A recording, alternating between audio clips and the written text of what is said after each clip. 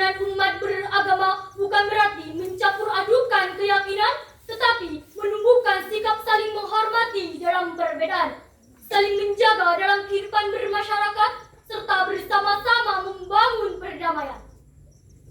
Hadirin, perbedaan ini tidak seharusnya menjadi penghalang bagi kita untuk hidup berdampingan dan saling menghormati satu sama lain. Maka perbedaan tersebut hendaknya kita jadikan media untuk saling berkomunikasi, saling bersilaturahmi, saling menghargai, dan membangun kerjasama dengan sesama penduduk negeri. Jangan sampai perbedaan dan keragaman malah menyebabkan diri kita menjadi orang yang amati, egois, dan fanatik terhadap satu golongan dan agama yang akan mengakibatkan timbulnya perpecahan, munculnya persengketaan, terjadinya kerusuhan, hilangnya kerukunan, bahkan tak mustahil akan menyebabkan Indonesia mengalami kehancuran. Apakah kita rela, hadiri, bangsa yang telah merdeka atas perjuangan para pahlawan harus hancur hanya gara-gara mempermasalahkan perbedaan? Tentu tidak rela, hadiri. Lalu, bagaimanakah pandangan Islam dalam menghadapi masalah seperti ini? Sebagai jawabannya, persatuan dan kerukunan umat beragama adalah tema yang akan kami uraikan pada kesempatan kali ini dengan landasan Al-Quran surat Al-Hujurat ayat 13. A'udzu billahi minasy syaithanir rajim. Bismillahirrahmanirrahim. Ya ayyuhan nasu inna khalaqnakum min dzakarin aw untha. Inna khalaqnakum min dzakarin aw untha wa ja'alnakum syu'uban wa qabaila lita'arafu. Inna akramakum indallahi atqakum. Innallaha alimun khabir. Aku berlindung kepada Allah dari godaan setan yang terkutuk dengan menyebut asma Allah yang Maha Pengasih lagi Maha Penyayang. Wahai manusia, sesungguhnya kami telah menciptakan kamu dari seorang laki-laki dan seorang perempuan. Kemudian kami jadikan kamu berbangsa-bangsa dan bersuku-suku agar kamu saling mengenal. Sungguh yang paling mulia di antaramu di sisi Allah ialah orang yang paling bertakwa. Sungguh Allah Maha mengetahui lagi Maha teliti. Dewan juri yang kami muliakan, hadirin sebangsa dan setanah air yang berbahagia.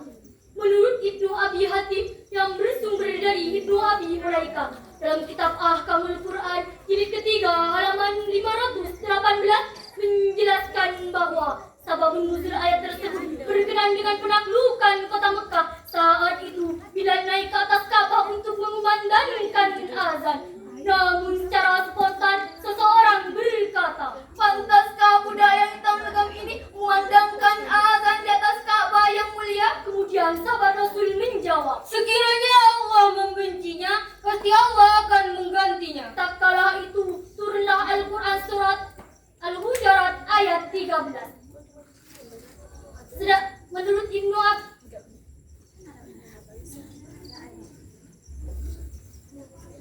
Menurut Ibnu Abu Qasim Al-Hushairi An-Dashahuri As-Safi dalam kitab Lataiful Isarat juz ketiga halaman 223 menafsirkan kalimat Inna khalaqnakum min dzakarin aw untha ay ajma'ukum min Adam wa Hawa summa ja'alnakum su'uban wa qabaila lita'arafu la litakazuru wa la litanafasu.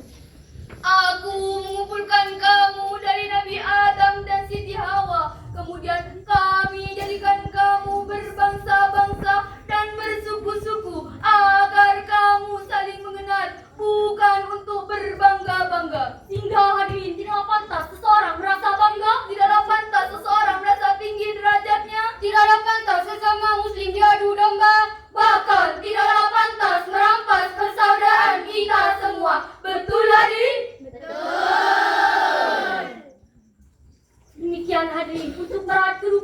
umat beragama. Langkah pertama yang harus kita lakukan adalah kita harus saling berkenal, saling berkomunikasi, saling menghargai dan saling menyayangi.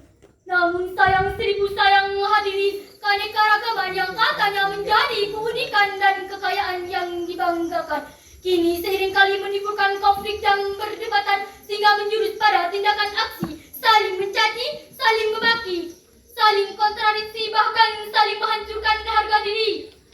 Hadirin, terjadinya pertikaian, perseteruan, permusuhan, peperangan yang terjadi antara kelompok yang satu dengan yang lain, agama yang satu dengan agama yang lain, suku yang satu dengan suku yang lain, bahkan tak mustahil akan menjebak sampai terjadinya pertumpahan darah hingga berlanjut pada pembunuhan satu sama lain.